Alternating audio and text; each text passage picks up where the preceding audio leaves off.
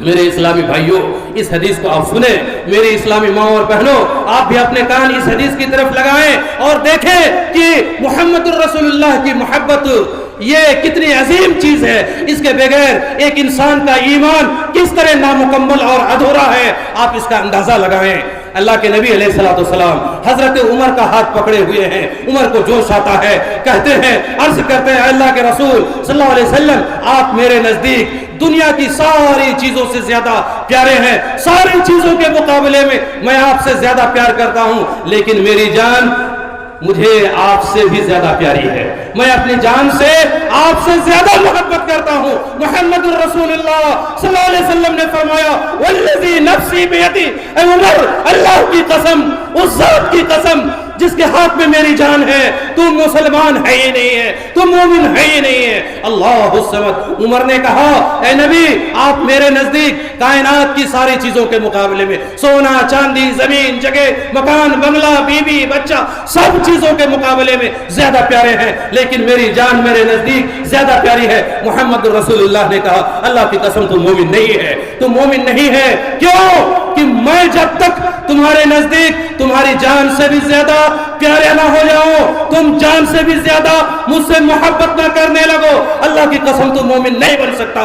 حضرت عمر رضی اللہ تعالیٰ عنہ کے کان سے جب یہ آواز ٹکرائی، حضرت عمر نے کہا، اللہ کے رسول صلی اللہ علیہ وسلم، اب آپ میرے نزدیک میری جان سے بھی زیادہ پیارے ہیں، میری جان سے بھی زیادہ پیارے ہیں۔ میرے بھائیو، بزرگوں اور دوستو، تو جناب محمد رسول اللہ صلی اللہ علیہ وسلم نے فرمایا، الان یا عمر، اے عمر، اب بات بنی ہے، اب تو پکا مسلمان ہے۔ جب محمد الرسول اللہ سے سچی محبت کیے بغیر، سب سے زیادہ محبت کیے بغیر عمر مومن نہیں ہو سکتا، ابو بکر مومن نہیں ہو سکتا، علی مومن نہیں ہو سکتا، عثمان مومن نہیں ہو سکتا، ہماری اور آپ کی کیا حیثیت؟ ہم کس کھیت کی مولی ہیں؟ میرے بھائیوں، ہماری کوئی حیثیت نہیں ہے۔ اس لیے جناب محمد رسول اللہ صلی اللہ علیہ وسلم سے سب سے زیادہ محبت ہمارے اور آپ کی ہونی چاہیے۔ سونے سے، اوڑھنے سے لے کر کے دنیا کی ساری چیزیں محمد الرسول اللہ صلی اللہ علیہ وسلم کیسے کیا کرتے تھے، کیسے سوتے تھے، کیسے جاگتے تھے، سونے کا طریقہ کیا تھا، جاگنے کا طریقہ کیا تھا، کھانے کا طریقہ کیا تھا، پینے کا طریقہ کیا تھا۔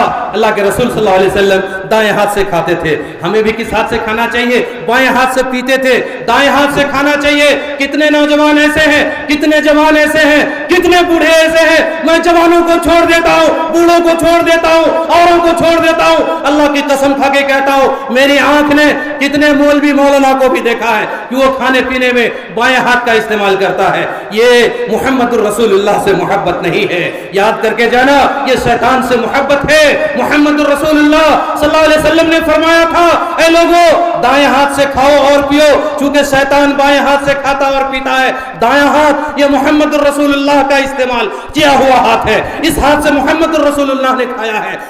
میرے مسلمان بھائیوں، اگر آپ دائیں ہاتھ سے کھائیں گے تو یہ نبی کی محبت ہے، بائیں ہاتھ سے کھائیں گے یہ شیطان کی محبت ہے، اور جو شیطان سے محبت کرے گا وہ شیطان کا دوست بنے گا، وہ شیطان کا غمخوار بنے گا۔ اس لیے زندگی کے ہر شعبے میں، ہر میدان میں، ہر وقت، ہر گھڑی، رات ہو، دن ہو، سفر ہو، حضر ہو، کہیں پہ بھی ہو، محمد الرسول اللہ صلی اللہ علیہ وسلم کی سنت کو ہمیں اپنی نظر کے سامنے رکھنا پڑے گا، تب جا کر کے ہم اللہ کے نزدیک محبوب، لاڈلا اور پیارا بن سکتے ہیں۔ ذرا آپ دیکھیں، حضرت انس بن مالک رضی اللہ تعالیٰ عنہ، حدیث کا راوی، صحیح مسلم شریف کی روایت ہے، کہتے ہیں کہ ایک شخص اللہ کے نبی صلی اللہ علیہ وسلم کی خدمت میں حاضر ہوتے ہیں، عرض کرتے ہیں، اللہ کے رسول صلی اللہ علیہ وسلم، متی الساعہ، قیامت کب آئے گی؟ اللہ کے رسول، قیامت کب آئے گی؟ نبی علیہ السلام نے فرمایا، ماذا اعددت لها، قیامت کے بارے میں سوال کر رہے ہو، پوچھ رہے ہو، جذبہ ایمان تمہارا بڑا اعلیٰ معلوم ہوتا ہے، بتاؤ تو صحیح قیامت کی تم نے کیا تیاری کی ہے؟ وہ شخص عرض کرتے ہیں، اللہ کے رسول، میں نے تو بہت زیادہ تیاری نہیں کی ہے، بہت زیادہ نیکیاں تو میرے پاس نہیں ہیں، لیکن ہاں میں اللہ سے اور اس کے رسول سے محبت کرتا ہوں۔ اللہ اکبر، میں اللہ سے اور اس کے رسول سے محبت کرتا ہوں۔ جب یہ بات اس صحابی نے کہی، جناب محمد الرسول اللہ صلی اللہ علیہ وسلم نے فرمایا، اے سنو، نبی سے محبت کرنے والا قیامت کے دن جنت میں نبی کے ساتھ ہوگا. نبی سے جو محبت کرتا ہے وہ نبی کے ساتھ جنت میں ہوگا. میرے بھائیو، صحیح مسلم شریف کی ایک دوسری روایت ہے، حضرت ربیعہ بن کعب اسلمی رضی اللہ تعالیٰ عنہ اللہ کے نبی صلی اللہ علیہ وسلم کے خادم ہیں، نوکر ہیں، آپ کی خدمت کیا کرتے تھے، وضو کا پانی لا دیا کرتے تھے، ضرورت کی ساری چیزیں لا دیا کرتے تھے. آج تو خدمت کا جذبہ ہمارے اندر نہیں ہے. بیٹا باپ کی خدمت نہیں کرتا، شاگرد استاد کی خدمت نہیں کرتا، خدمت کو ہم بری نظر سے دیکھتے ہیں. اللہ کے نبی کے خادم ہیں، حضرت انس نے 10 سال مکمل محمد الرسول اللہ صلی اللہ علیہ وسلم کی خدمت کی ہے. میرے بھائیوں، حضرت ربیعہ بن کعب بن اسلمی کہتے ہیں کہ اللہ کے نبی علیہ السلام نے ایک موقع پر مجھ سے عرض کیا، فرمایا اے ربیعہ کچھ تمہیں مانگنا ہے تو مجھ سے مانگ لے، کچھ سوال کرنا ہے تو سوال کر لے. وہ صحابی رسول کہتے ہیں کہ اللہ کے رسول مجھے کچھ نہیں چاہیے، میں آپ کے ساتھ جنت میں رہنا چاہتا ہوں، میں آپ کے ساتھ جنت میں رہنا چاہتا ہوں. آپ کی محبت جو میرے دل میں ہے، میں آپ کو چھوڑ کر نہ دنیا میں رہنا چاہتا ہوں نہ جنت میں رہنا چاہتا ہوں. اللہ کے نبی علیہ السلام نے فرمایا کہ کچھ اور مانگنا ہے تو مانگ، کچھ اور مانگنا ہے تو مانگ. بار بار اللہ کے رسول فرما رہے تھے کچھ مانگنا ہے تو مانگ، اور بار بار وہ صحابی رسول کہتے تھے میں آپ کی رفاقت چاہتا ہوں، میں آپ کے ساتھ جنت میں رہنا چاہتا ہوں، یہی آپ سے میری درخواست ہے. تو میرے بھائیوں، آدمی کی محبت جس طرح کے آدمی سے ہوگی، اسی آدمی کے ساتھ قیامت کے دن بھی رہن سہن ہوگا. اچھے لوگوں کے ساتھ اگر آپ کا رہن سہن ہے تو اچھے لوگ آپ کے دوست بنیں گے. اگر برے لوگوں کے ساتھ آپ کا رہن سہن ہے تو وہ برے لوگ ہی قیامت کے دن آپ کا دوست بنیں گے. اس لیے کہ جناب محمد رسول اللہ صلی اللہ علیہ وسلم نے فرمایا الرجل علی دین خلیلہ فلینظر لمن یخالل، کہ آدمی اپنے دوست اپنے ساتھی کے دین پر ہوتا ہے، طریقے پر ہوتا ہے، منہج پر ہوتا ہے. کسی کو دوست بنانے سے پہلے، کسی کو ساتھی بنانے سے پہلے غور فکر کر کے دیکھو کہ وہ آدمی کیسا ہے، وہ دوست کیسا ہے، اچھا ہے برا.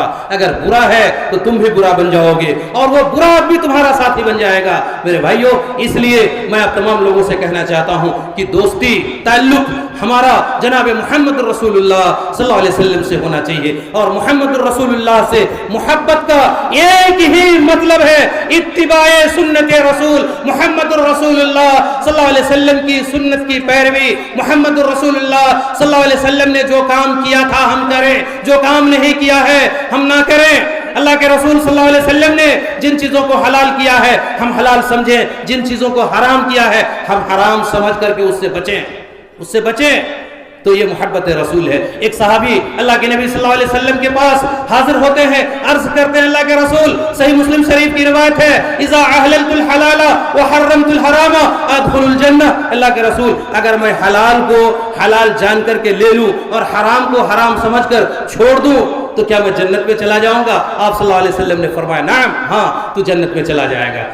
صحیح مسلم کی دوسری روایت میں ہے کہ وَلَمْ أَزِدْ عَلَى ذَلِكَ شَيْئًا، اللہ کے رسول اس کے سوا اگر کوئی دوسری نیکی کا کام نہ کروں پھر بھی جنت میں چلا جاؤں گا. تو آپ نے فرمایا ہاں پھر بھی تو جنت میں چلا جائے گا. تو میرے بھائی بزرگ اور دوستو، نبی نے جسے اچھا کہا ہے، اچھا ہم نے سمجھ لیا، جنتی. نبی نے جسے برا کہا ہے ہم نے برا سمجھ لیا، جنتی.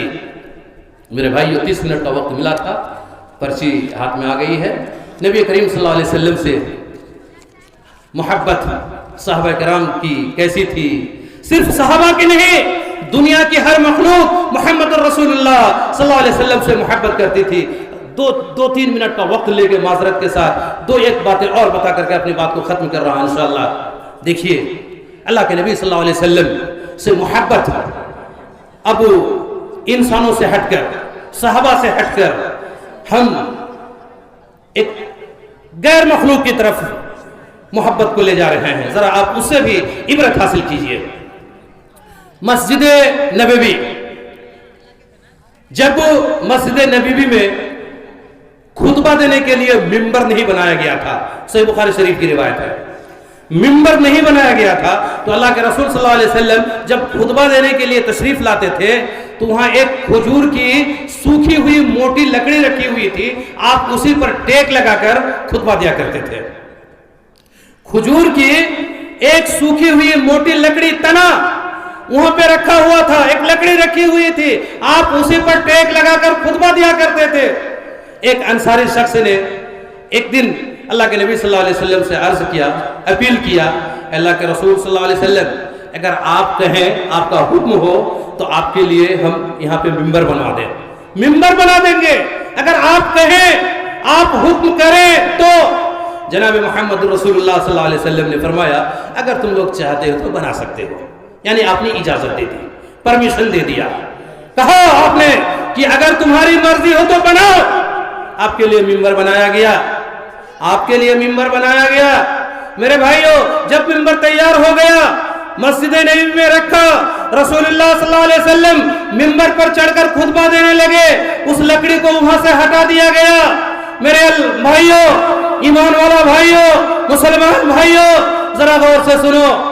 جب محمد الرسول اللہ صلی اللہ علیہ وسلم ممبر پر خطبہ دے رہے ہیں, لکڑی کو وہاں سے ہٹایا گیا ہے, لکڑی زاروں قطار رو رہی ہے, زاروں قطار رو رہی ہے, روئے جا رہی ہے, چلا چلا کر رو رہی ہے جیسے لڑکے اور بچے رویا کرتے ہیں.